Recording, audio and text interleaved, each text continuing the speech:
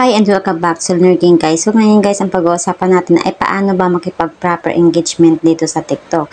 Ito yung ituturo ko sa inyo at ito yung i-share ko sa video na to. Ayan, so ang gagawin lang natin guys is pupunta lang tayo dito sa ating TikTok. So pagkapunta po natin dito sa loob ng ating account sa TikTok is meron kayong makikita dyan na profile nyo. Kung may mga nagpo-follow na po sa inyo guys, ang gagawin nyo lang is tap nyo lang yung inbox nyo. Pagkatap mo ng inbox nyo, meron ka makikita dyan ng mga new followers. So, ito yung ating mga new followers, guys. Kung makikita nyo, napakarami na po nila. So, ano bang gagawin natin? At yung iba po dito is, nakapag-follow back na po tayo, guys. So, para magiging organic yung ating pakikipag-engagement o pakikipag-follow to follow, guys. Ayan. Ang gagawin lang po natin is pupunta lang po tayo sa kanilang account. So, pupunta tayo sa kanilang account and then pagkatapos, syempre, may nakalagay dyan na follow back. So, syempre, ito yung mga nag-affiliate, guys, o yung mga kumikita na rin dito sa TikTok. So, katulad na lang nito. Panoorin natin yung kanyang video. Pagkapanood po natin ang kanyang video, guys, ay ang gagawin mo, may plus sign ka makikita dyan. Siyempre, i-follow po natin yung host.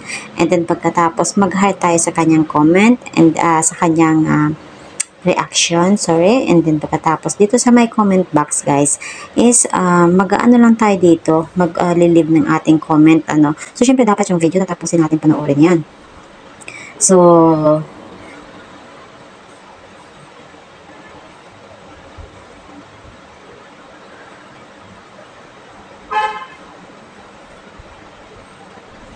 ayan, so mag-leave tayo ng comment sa kanyang video. And then, pagkatapos is, panoorin natin yung kanyang buong video. Okay, so pag napanood natin yung kanyang video, guys, tap lang natin tong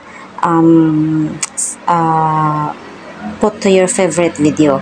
So, tap natin yung favorite video and pwede rin po kayo mag-share dito. Ito yung share ng video. So, kung yung share naman guys is optional lang naman yan.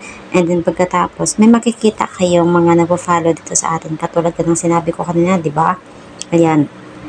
Itong mga new followers natin guys, ang gagawin natin, syempre, almost 1 hour ago na rin naman nakalipas, i-follow back po natin sila syempre dahil sila din yung mga katulad natin na naghahanap ng mga followers. Okay, so dahil kailangan natin ng followers at isa sa mga requirements ni TikTok yung mga followers guys. Ayan, so kailangan natin mag-follow back or mag-support din sa kanilang mga page. Ayan, so thank you so much for watching. Sana nakatulong ito sa inyo. Don't forget to hit like, subscribe para updated kayo sa ating mga tutorial.